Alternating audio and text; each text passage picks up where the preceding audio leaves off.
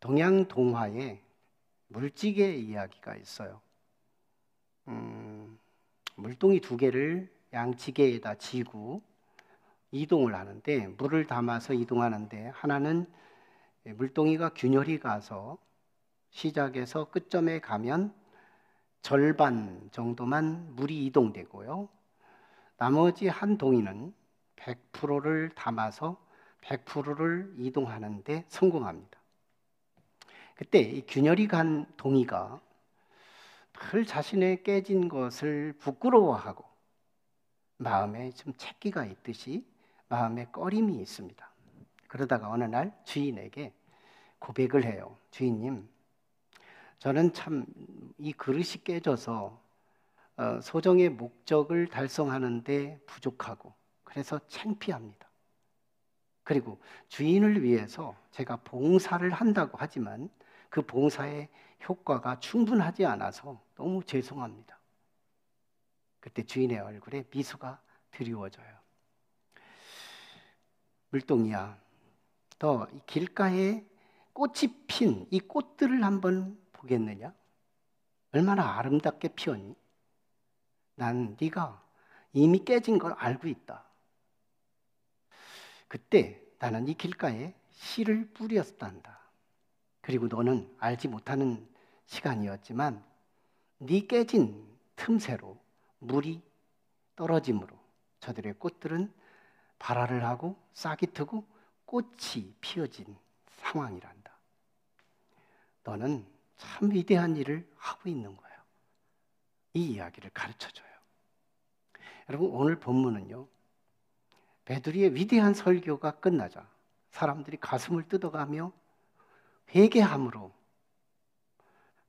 위대한 인류 최초의 처음 교회가 시작됩니다. 교회가 없던 시대에 교회가 최초로 시작되는 상황. 이 교회가 뭘까요? 하나님의 나라의 샘플이에요. 하나님의 나라의 그림자예요. 하나님이 다스리고 그 통치를 누리는 사람들, 이게 교회거든요. 이 교회가 누구를 통해서 시작됐느냐? 그 손으로요, 나쁜 사람들의 손을 빌려서 예수 그리스도를 죽인 사람들, 파렴치한 사람들, 인성이라는 거, 인품이라는 거, 이런 건 계산할 수도 없는 예수 그리스도를 쳐 죽인 사람들, 너무너무 큰 죄인들, 이들을 데리고요, 그 위대한, 다음 주일날 소개되는 말이지만요, 유무상통의 공동체, 하나님의 나라가 하늘에서 여기로 이사 왔구나, 이걸 느끼게 하는 이 신령한 교회 공동체가 시작됐다는 거예요. 베드로가 설교했더니 사람들은 가슴을 찢고 회개를 하는데 그 수요가요 3,000명이 됩니다. 때로는 5,000명도 회개했대요. 그러니까 결과적으로요, 이 교회는 한순간에 대형 교회가 되고 메가 처치가 되더라는 거예요. 와, 어떻게 이럴 수가 있지? 우리는 아무리 전도해도 교회가 안 채워지는데 어째서 처음 그 교회는 그 하나님의 위대한 역사가 일어날 수 있을까? 이거 우리 질문할 필요가 있습니다. 그리고요, 우리가 지금 베드로 공동체가 최초의 교회 공동체의 출범을 보여주는 대목이지만, 이 대목에서 우리는 이런 생각이 떠오를 수 있어요. 아, 지도자 한 사람이 성령 받으니까 저런 회개의 운동이 일어나고 아름다운 인류 최초의 교회 공동체가 태동된 거였구나, 이렇게 생각할 수 있어요. 맞을까요? 틀릴까요?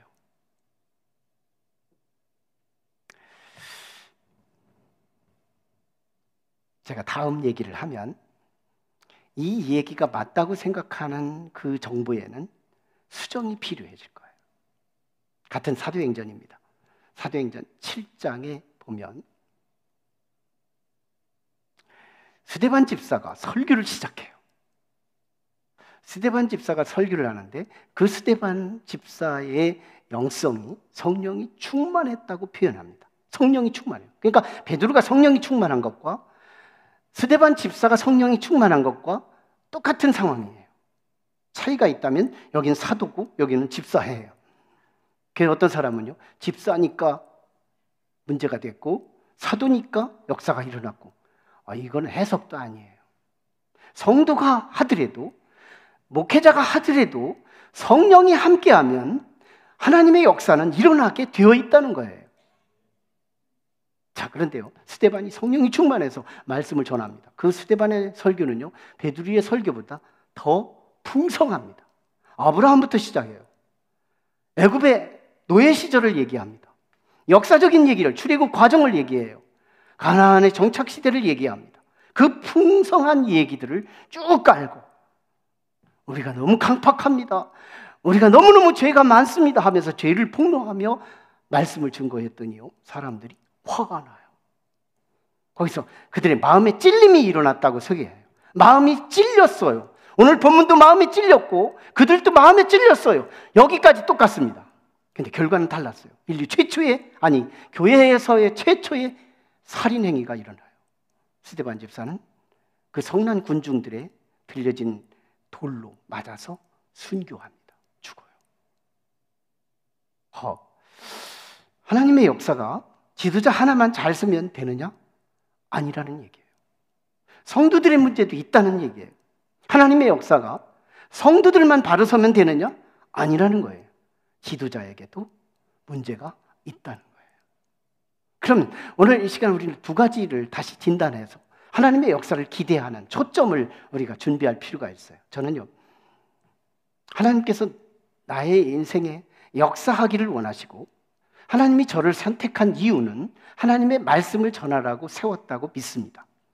이를 위해서요, 하나님의 역사가 일어나기를 갈망해요.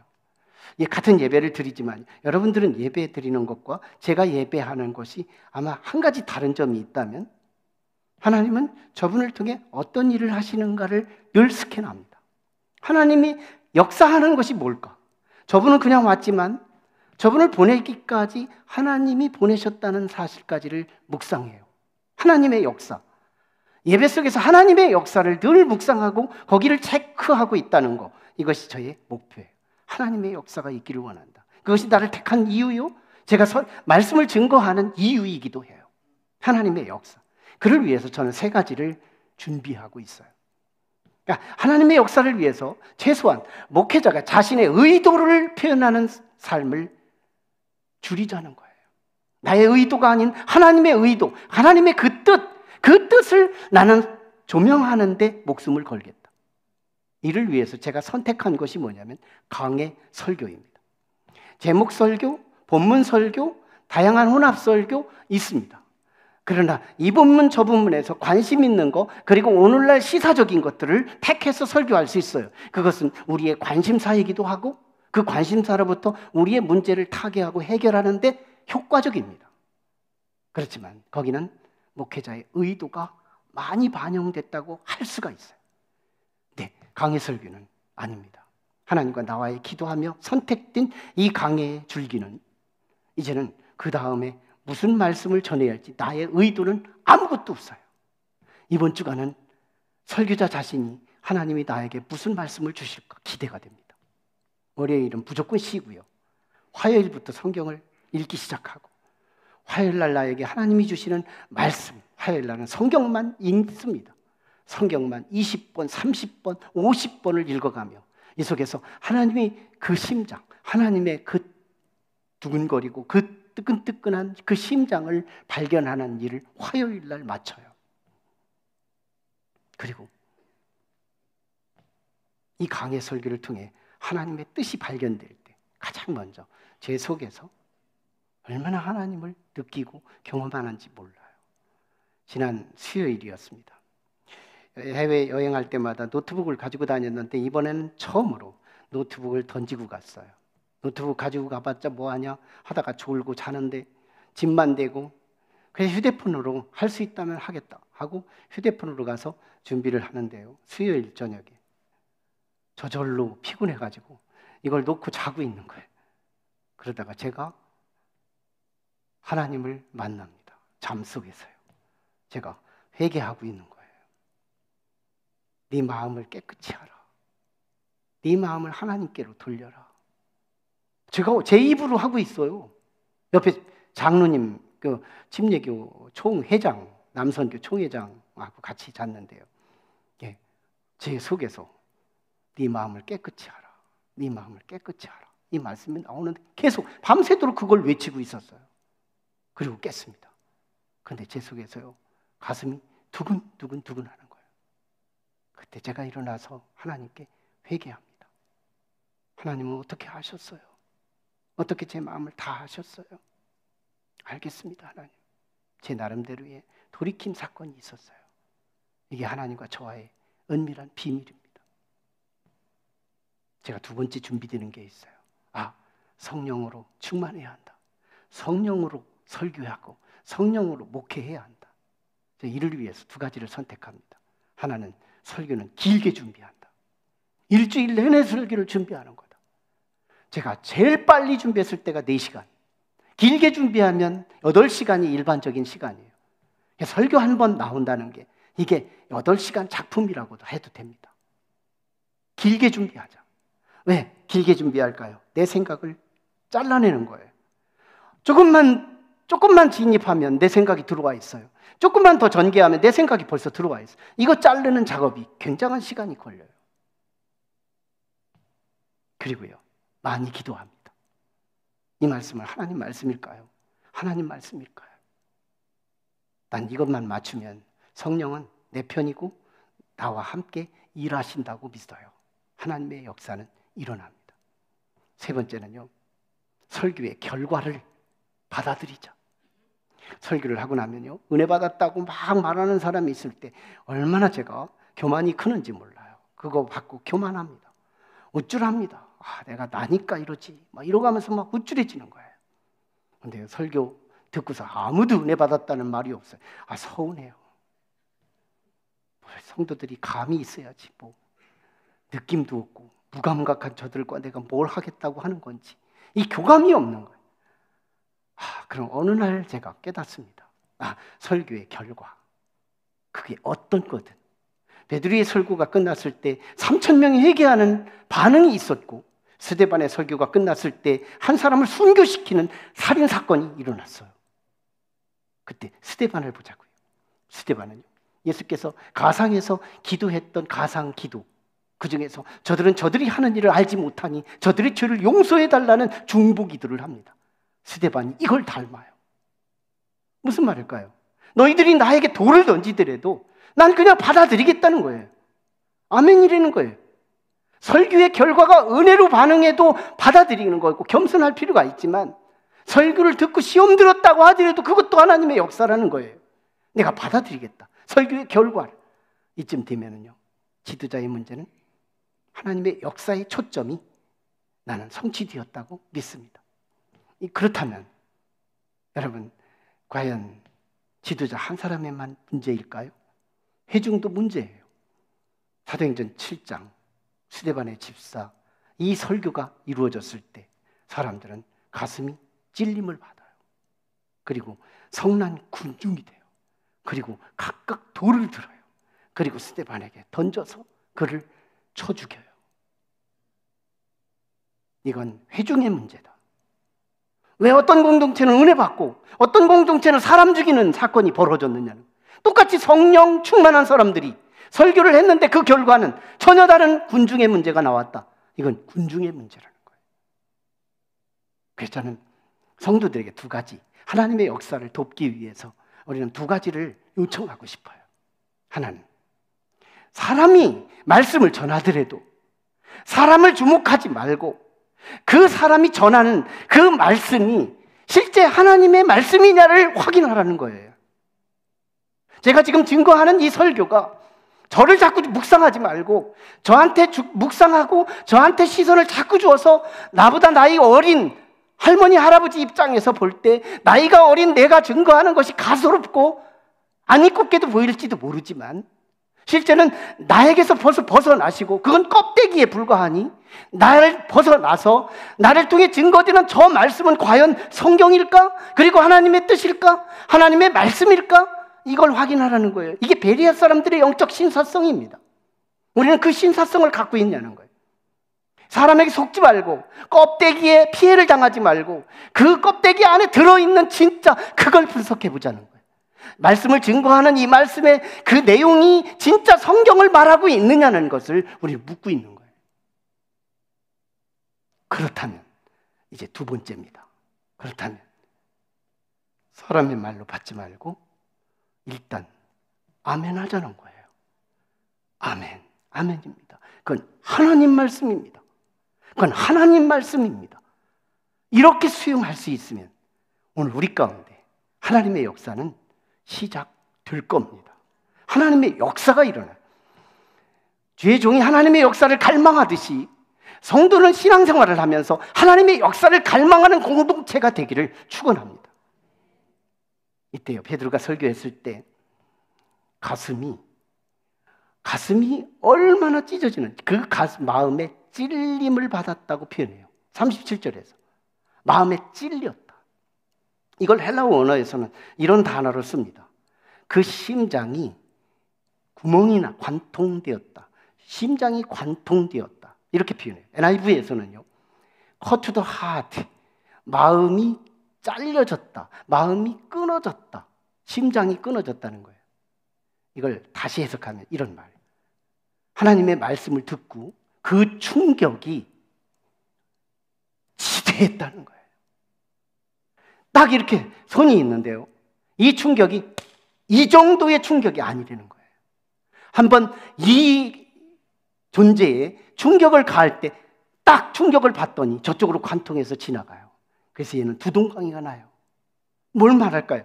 하나님의 말씀을 받고 가슴이 찢어지는 걸 경험했다는 거예요. 가슴이 구멍나는 걸 경험했다는 거예요.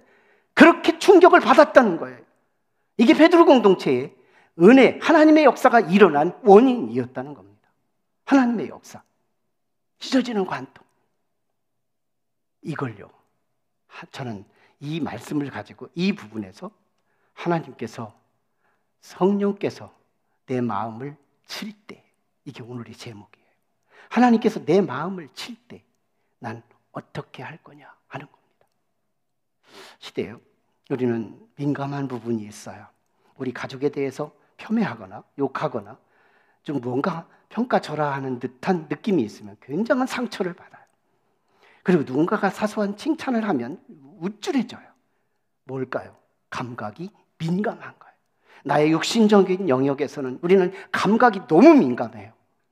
그런데요, 한 영역, 하나님과 나와의 관계에서는 얼마나 둔한지 몰라요. 마음에 찔림이 없어요. 자극이 없어요. 변화가 없어요. 오늘 또 내가 정말 나의 현실을 발견하고 내가 누군지를 발견하고 이제는 내가 찔림이 되고 양심이 아픔이 되고 이런 자극, 이게 없다는 거예요. 예수께서요, 이 마태복음 11장 17절에서 그 예수님 당시의 사람들의 마음을 잘 스캔합니다. 우리가 피리를 부는데 너희는 춤이 없다? 우리가 곡하며 놀이를 하는데 너희는 땅을 치며 통곡하는 이가 없다? 왜 그렇게 강팍하냐? 왜 하나님의 말씀을 들어도 움직임이 없고 아픔이 없고 잘라짐이 없고 충격이 없느냐는 거예요. 얼마나 탄식하는지 몰라요.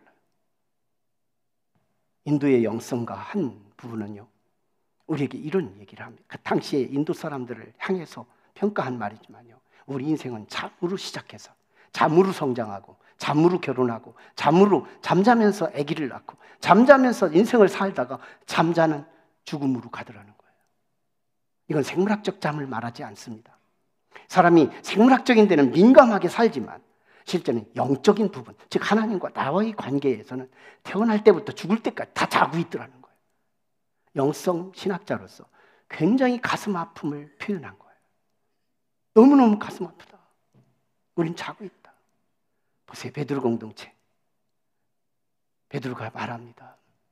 너희는 악한 사람들의 손을 빌려 너희가 예수 그리스도를 죽였느니라. 이 설교 한마디 했어요. 그랬더니 가슴이 막 충격을 받은 거예요. 우리가 예수를 죽였다고? 그 전까지는 이렇게 생각했습니다. 분명히 이건 사내들인 공동체의 작품이야. 우리 손은 아니야. 저들 나쁜 사람들이지. 분명히 분명히 저들은 문과의 로마의 병사들에 의해서 예수는 죽었어. 내가 죽인 게 아니야. 나는 죄로부터의 자유에 이러고 살았어요. 지금 우리들도 똑같아요. 내가 무슨 살인했나? 내가 무슨 파렴치한 죄를 지었나? 하나님 앞에 신성모독을 했나? 아무것도 없어요. 그런데 성령이 임하면 우리가 나의 실존, 나의 진정한 정체성, 나를 발견하기 시작합니다. 내가 안 죽였다고 안 죽인 게 아니로구나. 정말 이 세상은 악한 사람들이 이미 준비되어 있고, 그리고 그 준비된 사람들을 통해서 나는 이상한 관계 속에서 결탁되어 있고, 그 결탁된 나의 감정이 저 사람들에게 몰입되고, 그리고 몰입된 저의 악성이 예수 그리스도의 십자가를 못 박는 이 사건까지 적나라하게 성령이 해석을 해주는 거예요. 성령이 헬퍼해 주시는 거예요. 성령이 도와주고 있는 거예요. 그러니까 가슴을 찢은 거예요. 심장이 화살로 관통된 거예요. 칼로 잘려진 거예요. 너무너무 고통스럽게 아픕니다. 그래서 우리가 어찌할 거요? 우리가 어찌할 거요? 제가 지난 수요일 날 하나님께서 내 막 두근두근 하는데 이 심장이 나올 것 같은 거예요. 내가 그때 회개하지 않았으면요, 진짜 그 하나님 나한테 굉장히 서운했을 거라고 생각해요. 심장이 막 튕겨나올 것 같은, 제 말씀 사역에요, 하나님이 이렇게 저를 선발대로 경험시킵니다. 얼마나 부담되게 하는지 몰라요. 그걸 경험하고 이때 회개가 시작돼요. 여러분, 하나님의 역사에 가장 중요한 약속 하나는 회개입니다.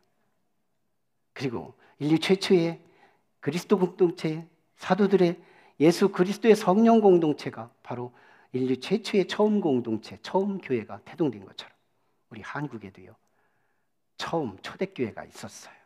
1907년 평양에서 부흥운동이 일어나는데 그 부흥운동은 회개를 필두로 해서 시작됩니다.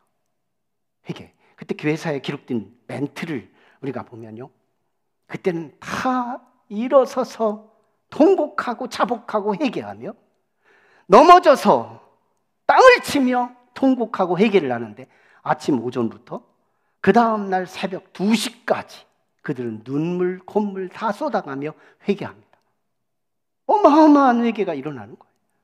이게 우리 한국교회의 모토가 되고 기초가 돼요. 한국교회의 기초가 됩니다. 회개.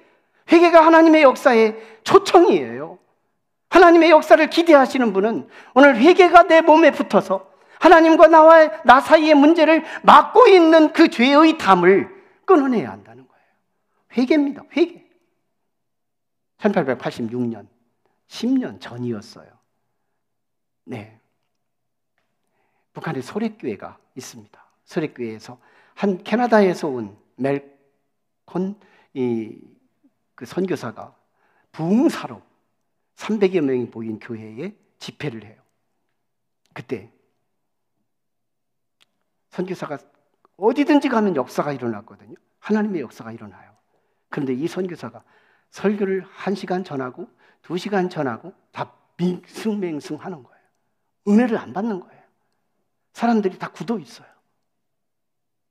그러자 예배 드리다 말고, 말씀을 전하다 말고 수답하고 한 형제를 부릅니다. 형제여, 나오십시오. 그 형제가 나왔을 때, 형제여, 오늘 이 교회가 정체되고 하나님의 역사가 일어나지 않는 이유를 아십니까? 대답할 리 없죠. 모릅니다. 그때 이 선교사가 지적해 줍니다. 형제는요, 지금 이 교회 안에 너무 미워하는 사람이 있습니다. 그 미움의 맥이 다른 사람에게까지 영향을 끼치고 있는데, 형제요, 하나님께서 보시는 당신의 관계, 그 관계 지금 회복하십시오. 화해하십시오. 먼저 가십시오. 그때 이 형제가요, 은혜를 받아요. 성령이 막 강하게 임합니다. 그 자리에 있는 그 형제에게 찾아가서 내가 잘못했다고 먼저 사과하므로 그가 회개하죠. 그 두 사람의 회개가요, 이 교회의 부흥을 일으킵니다. 이게 소래교회의 역사예요.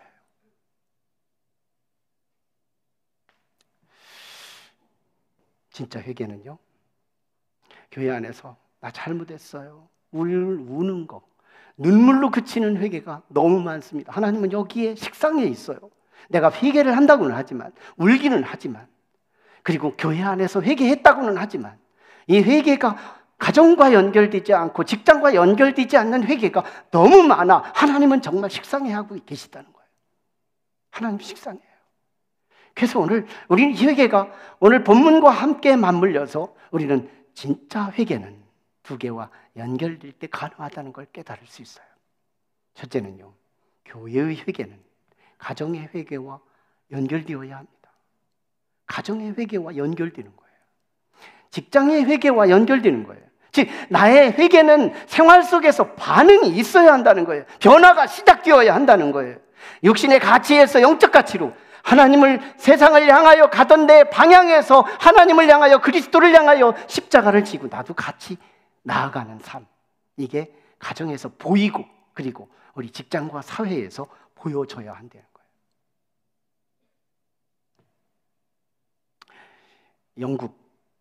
영국에서 일어난 한 부흥운동 역사에 보면 이런 내용이 나옵니다. 한 주부가 주기도문을 외워요. 하늘에 계신 우리 아버지요, 이름이 거룩히 여김을 받으시오며, 이러고 기도하는데 중간쯤에 이게 나와요. 우리가 우리의 죄를 사하여 준 것 같이 우리 죄를 사하여 주옵시고. 이 말씀이에요. 여기까지 가고 주기도문이 외운 건데 뭐 그냥 외우면 되는데 이거 진도를 못 나가요. 내가 지금 누군가를 용서하지 않았거든요. 그런 상황에서 그가 이 주기도문에서 멈춰버린 거예요. 다시 말하면 하나님께서 나를 치신 거예요. 하나님이 내 가슴으로 내 심장을 치시고 들어온 거예요. 더 이상 갈 수가 없는 거예요. 양심의 가책이 되어서. 그거예요. 그 문제를 해결합니다. 그래서 교회가 붐이 되기 시작해요.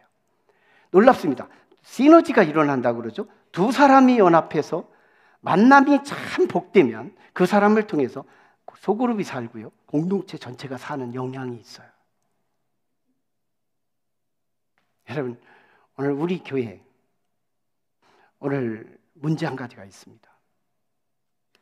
제가 우리 교회 중령급 되는 분들이 두 차례 왔었어요. 그분들이 왔다가 교회를 그만뒀어요. 왜? 그분들이 권사님이었거든요. 그래서 우리 교회만 오면 권사님만 했어요. 근데 군인교회는 그게 아니었던 거예요. 아, 대령님. 군에 가도 대령, 교회 와도 대령, 어른 대접을 하는 거예요. 근데 교회에 오니까 권사님만 해요. 근데 더군다나 사람들이 나를 아무도 아는 체를 안 하는 거예요. 뭐예요? 내가 이 교회를 오래 다녔는데, 최소한 6개월 이상 다녔는데 사람들이 지나가는데도 아무 소리를 안 하고 뭐 고개 하나 숙이지를 않더래요. 감히 내가 대령인데. 그러고 갔습니다.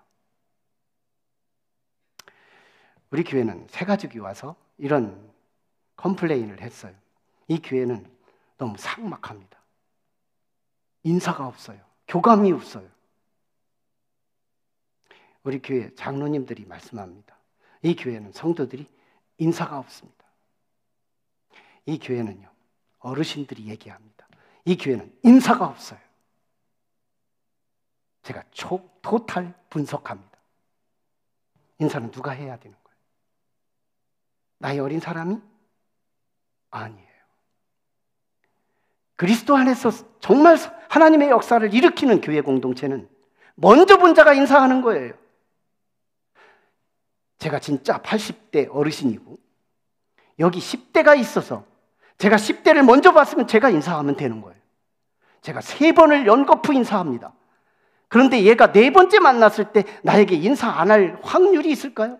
아마 이 확률은 이 세상에 고철들이 회리바람 타고 하늘로 올라가서 전부 제트기로 변형돼 가지고 땅에 떨어지는 확률과도 비슷할 거예요.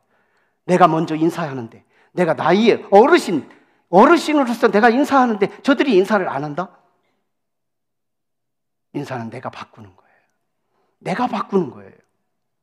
우린 내가 먼저 하는 거예요. 저들이 안 해도 하는 거예요. 그냥 내가 먼저 하면 이 교회는 바뀌기 시작하는 거예요. 네가 먼저 하기를 원하는 것이 문제인 거예요. 내가 나이가 많기 때문에 네가 먼저 해야 된다는 설정은 거듭나지 않은 사람들의 질서인 거예요. 우리는 먼저 본 자예요.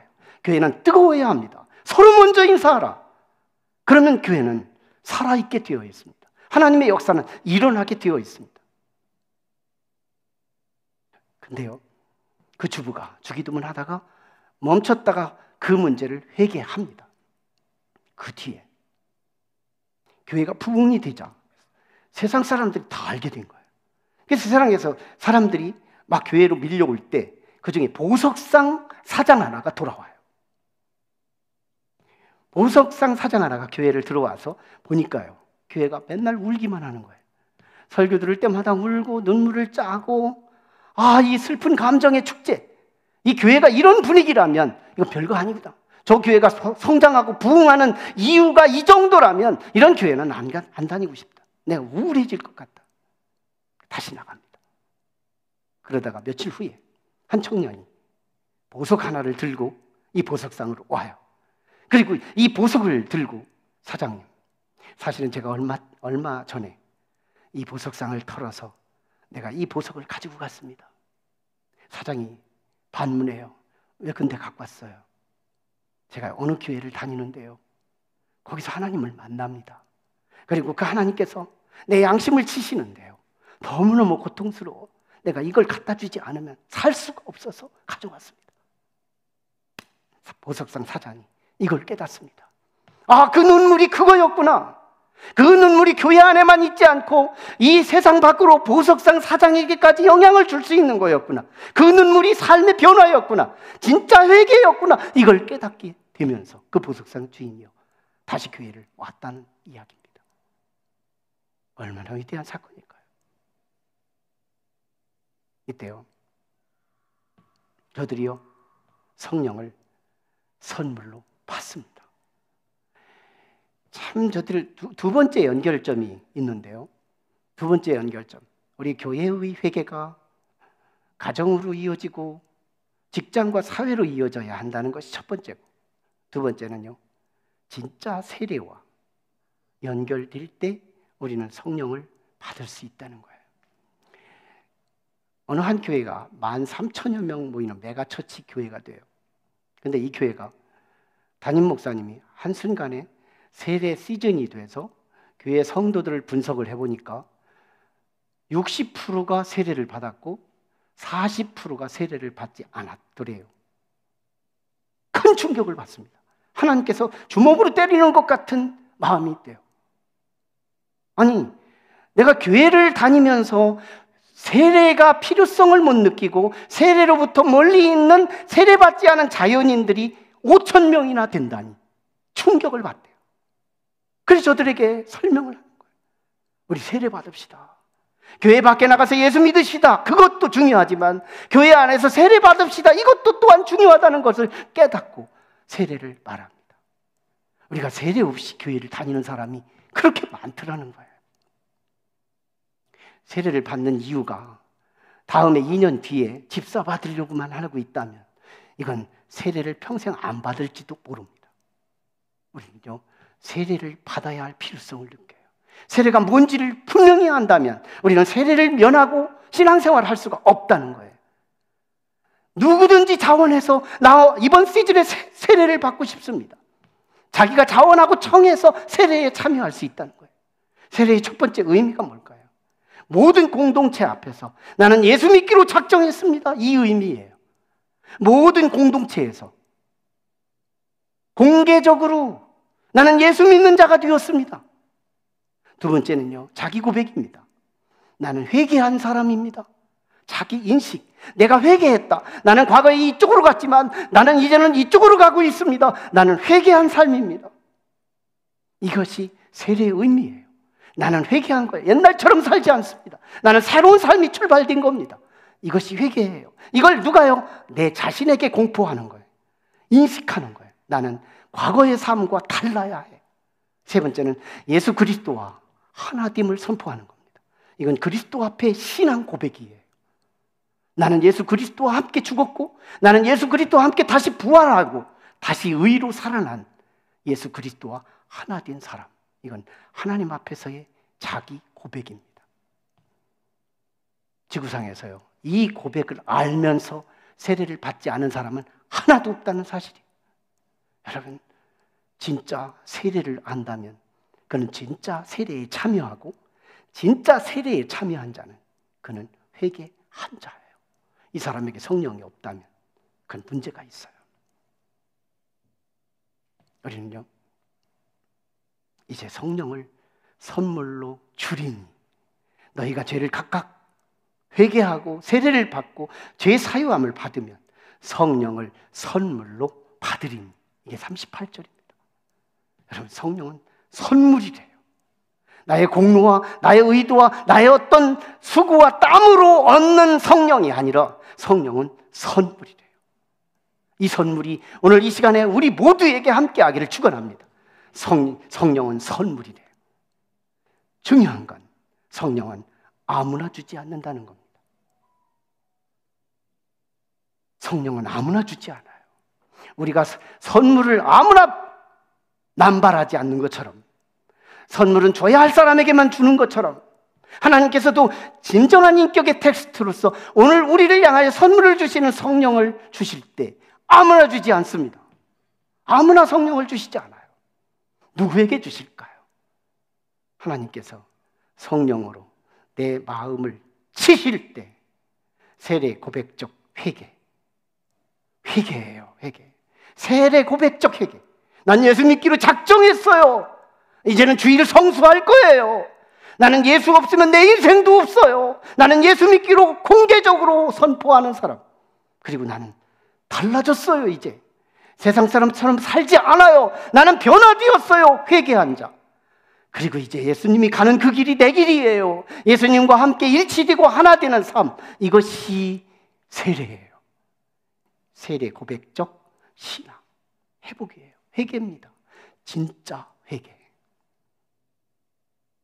아무나 성령을 주시지 않아요. 그러나 성령을 받으면요, 어떤 일이 벌어질까요? 우리가 그리스도 안에서 건강하고 싶고요, 우리가 그리스도 안에서 돈도 많이 벌고 싶고요, 우리가 그리스도 안에서 명예도 높아지고 싶고요, 우리가 그리스도 안에서 기복을 누리고 싶어요. 그때요, 성령이 임하면 이것들이 내게 갖춰지지 않아도 이미 이걸 누릴 수 있습니다. 저는 한 가지를 비유합니다. 갓 태어난 어린아이가 성장해서 엄마가 누군지를 알기 시작할 때, 엄마가 사라지면 장난감이 의미가 없어져요. 밥도 의미가 없어요. 우유도 의미가 없어요. 자신의 아방궁 같은 넓은 집도 의미가 없어요. 엄마가 없는데요. 그러나 엄마 하나가 있으면 기저귀가 없어도 괜찮아요. 우유가 없어도 괜찮아요. 옷이 없어도 괜찮아요. 장난감이 없어도 괜찮아요. 집이 넓지 않아도 괜찮아요. 엄마가 있는 걸요. 엄마가 있는 걸요. 엄마 하나는 모든 것입니다. 엄마 하나가 있으므로 내가 필요할 때 기저귀가 갈려지고, 내가 필요할 때 우유가 먹혀지고, 내가 필요할 때 모든 것이 갖추어질 수 있는 믿음. 이게 어린아이에게 있어서 엄마는 everything, 모든 것입니다. 이게 성령이에요. 우리에게 그 성령이 함께 하실 수 있다면 우리는 이 세상에서 모든 기복, 아마 그거 있어도 누리고 없어도 누릴 수 있는, 저는 호주의 그 가이드, 호주는 양단 간의 장점과 단점으로 구성된 나라일 것이 분명한데도 단점을 얘기하라니 단점을 말하지 못하는 그 가이드처럼 세상은 여전히 변화되어 가지 않고 여전히 멈춰 있지만, 그러나 성령께서 내 가슴을 변화시키고 나를 변화시키고 내 가치와 내 생각과 나의 모자란 한계선상에서 뻥 뚫려 하나님의 심장까지 관통시키는 그 성령의 도우심이 나의 성령이시라면 우리는 주님의 손을 잡고 오늘 또 바다 위를 걸어가게 될 것입니다. 기도하시죠. 함께 같이 기도할 때 하나님의 역사는 회개로만 납니다. 하나님께서 내 마음을 치실 때, 내 심장을 뚫으실 때 내가 회개로 반응할 수 있다면 오늘 우리는 우리의 인생의 가장 중요한 선물을, 성령을 선물로 받는다고 말씀해요. 회개입니다. 회개. 세례적 회개. 난 예수 믿기로 이제 작정했어요. 나는 과거의 삶의 방식에서 이제 탈피하고 이제는 그리스도인답게 살아갈 거예요. 회개.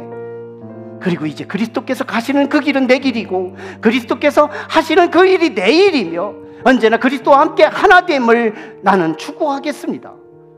이 사람 여기에 선물을 약속하고 있어요.